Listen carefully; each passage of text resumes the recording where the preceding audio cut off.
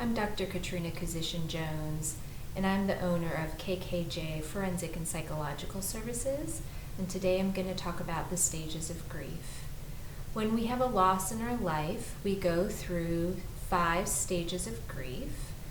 Initially, we experience denial, and then depending on who the person is that we've lost or what's happened in our life, because it doesn't always have to be related to a death, we then move either more slowly or quickly into anger. The next step that we move into is depression. Then we move into bargaining. Bargaining is when we perhaps pray to God that something will be different. We say that we'll change our behavior.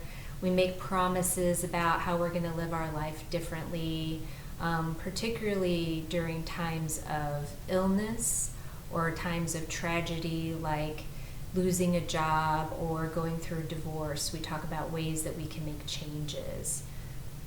Then, after a while, we move more towards the stage of acceptance, where we understand that what has happened can't be changed. We find ways to move into a 6th stage where we find meaning in our life. And that's really the stage that you want to get yourself to as quickly as you can. Ways that you can help yourself move through this process.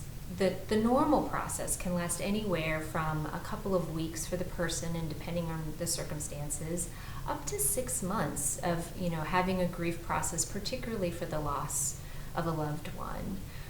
And ways that you can move yourself through that is that you surround yourself with support by people that you love.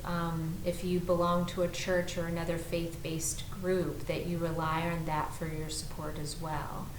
Take time off from work and regular responsibilities. This is a time where it's okay that maybe you're not going to get your laundry done, you're not going to go, do stuff at your kids' school, you're not going to have as many groceries in the house as you usually do.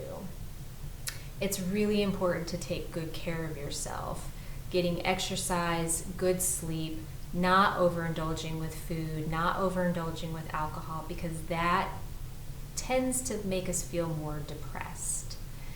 And if you get yourself through the haze of the denial phase, the anger phase, and the bargaining, and you start to come out on that other side of acceptance and moving towards finding meaning, it's a great way to reevaluate your values and your priorities and look at ways that you can make your life better.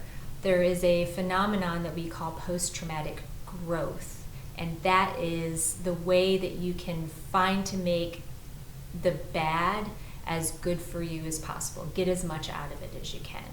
And sometimes we get stuck along the way. So if you are stuck and you feel like you need a little extra help, feel free to give us a call or send us an email.